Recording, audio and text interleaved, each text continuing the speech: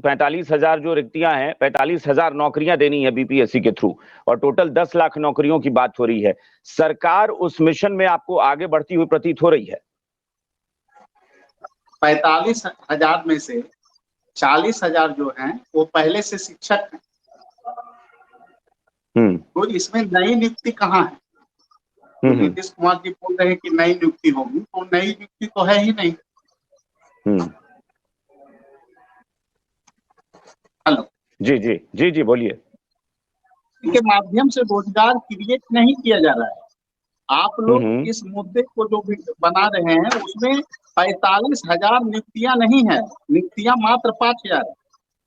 वो पुराने शिक्षक को ही आपको जो है प्रधान शिक्षक बना रहे हैं, जबकि हम लोगों की मांग है कि जो प्रधान शिक्षक की जो नियुक्ति है उसमें टैलेंटेड जो योग्य लोग हैं, बीएड जो पास हैं, जो सीटेट पास हैं, उन सभी को मौका मिलना चाहिए, तभी बिहार में गुणवत्तापूर्ण शिक्षा दिया जाना संभव होगा।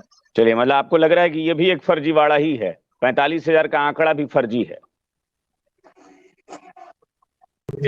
मुख्यमंत्री जी के कथनी और करने में बहुत फर्क होता है, बोलते कुछ है करते कुछ है।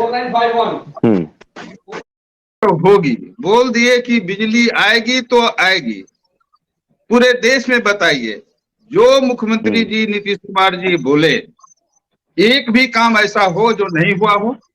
एक गप लोहिया जी कहते थे कि कुछ लोग ऐसे होते ही हैं, हमारे मुख्यमंत्री जी भी बोलते हैं कि कुछ लोग तो होते हैं बात बनाने वाले।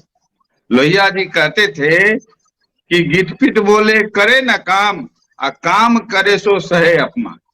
तो लोहिया जी तो कह के देवे किए, मुख्यमंत्री जी इतना काम किए।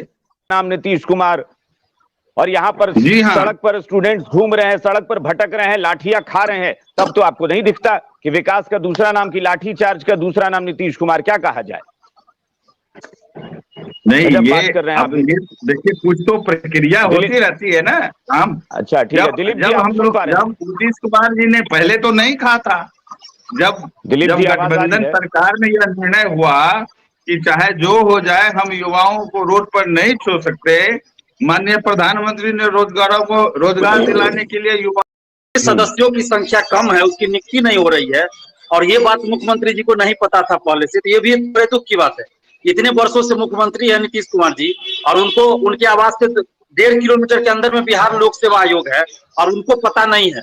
अगस्त से लेकर दिसंबर तक कई बार हम लोग आंदोलन कर चुके हैं बीपीएससी ऑफिस के आगे, मुख्यमंत्री आवास के आगे, फिर भी उनको नहीं पता है कि बीपीएससी ऑफिस के अंदर क्या चल रहा है। ये बड़े दुख की बात है। खैर चलिए, उन्होंने अब तो एक्सेप्ट कर लिया कम से कम कि पेपर लीक हुआ था, और इंटरव्यू में जो है ज्यादा मार्क्स और कम मार्क्स का खेल चलता है, ये तो कम से कम एक्सेप्ट किया है नीतीश कुमार जी ने। वरना हम लोग तो 4 साल से चिल्ला चिल्ला कर ये कहते आ रहे थे कि इंटरव्यू में पैसा लेके मार्क्स दिया जाता है। रमा किशोर सिंह का प्रकरण सामने था। अगर नीतीश कुमार जी युवाओं के प्रति इतने ही अगर संवेदनशील हैं, तो हम आज भी एक सवाल करना चाहते हैं। यहाँ पे सभी पार्टी के प्रवक्ता बैठे हुए हैं। रामा किशोर सिंह बीपीएससी के मेंबर हुआ करते थे। 56 से 59वीं बीपीएससी में 25 लाख रुपया उन्होंने मांगा था इंटरव्यू में कि 25 लाख रुपया दीजिए, आपको मनमाना मार्क्स दे देंगे। उनपे एफआईआर दर्ज हुआ, और उस समय सुशील मोदी जी ने इस मामले को उजागर किया था। बाद में वो बीजेपी ज्वाइन कर लेते हैं। आज तक उनपे कोई कार्रवाई क्यों नहीं हुई? वो जहानाबाद के कॉलेज के प्रिंसिपल बने हुए हैं, जबकि उसके बाद बीजेपी भी सरकार में आई, आरजेडी, कांग्रेस, जदयू सभी सरकार में आए, लेकिन रमा किशोर सिंह पे कोई कार्रवाई नहीं हुई। क्यों नहीं हुई कार्रवाई? बीपीएससी पेपर लीक जो 67वीं का हुआ, उसमें जो मास्टरमाइंड है उसकी गिरफ्तारी अभी तक क्यों नहीं हुई?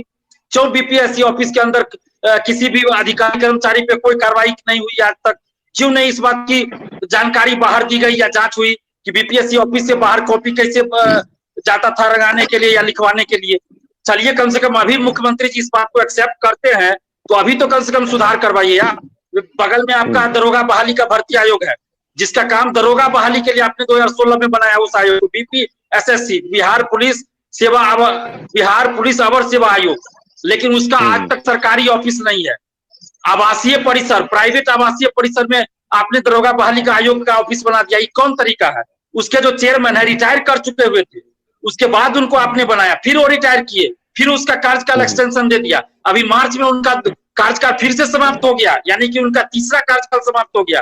फिर भी अभी तक नए अध्यक्ष की घोषणा नहीं की गई है। तो आखिर ये बिहार में हो क्या रहा है? आप कह रहे हैं सिर्फ कि 75,000 1 लाख दरोगा सिपाही बहाली करेंगे। आपको याद होगा अभिषेक सर, कुछ दिन पहले मुख्यमंत्री जी ने अमीर सुहानी जो मुख्य सचिव है और नीतीश जी के खास आदमी है, उनको एक सार्वजनिक कार्यक्रम में इसी तरह डांटा था कि 75,000 1 लाख पुलिस और सिपाही दरोगा की भर्ती करनी है, आप लोग ध्यान क्यों नहीं देते हैं?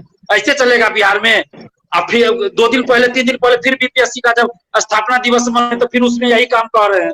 यानी कि या तो नीतीश कुमार जी से संभल नहीं रहा है बिहार, या इनके अधिकारी इनकी बात नहीं मान रहे हैं, या फिर नीतीश कुमार जी मीडिया के सामने सार्वजनिक रूप से ये दिखावा कर रहे हैं कि देखिए हम तो चाहते हैं लेकिन कुछ जो है गलतियां हो जा रही है, अधिकारी नहीं कर रहे हैं। कुछ तो गड़बड़ है ना। अगर नीतीश कुमार जी की मंशा सही है, मुख्य सचिव अगर बात नहीं माने तो हटा दीजिए। मुख्यमंत्री ने हालांकि ये निर्देशित किया है कि 5 दिन में 3 नए सदस्यों की भर्ती हो जानी चाहिए बीपीएससी में, उन्होंने ये कहा है। अब 5 दिन में होगा कि नहीं होगा नहीं पता, लेकिन जो दिलीप जी जो बात उठा रहे हैं, विनीत जी सुन पा रहे हैं ना, क्या कह रहे हैं?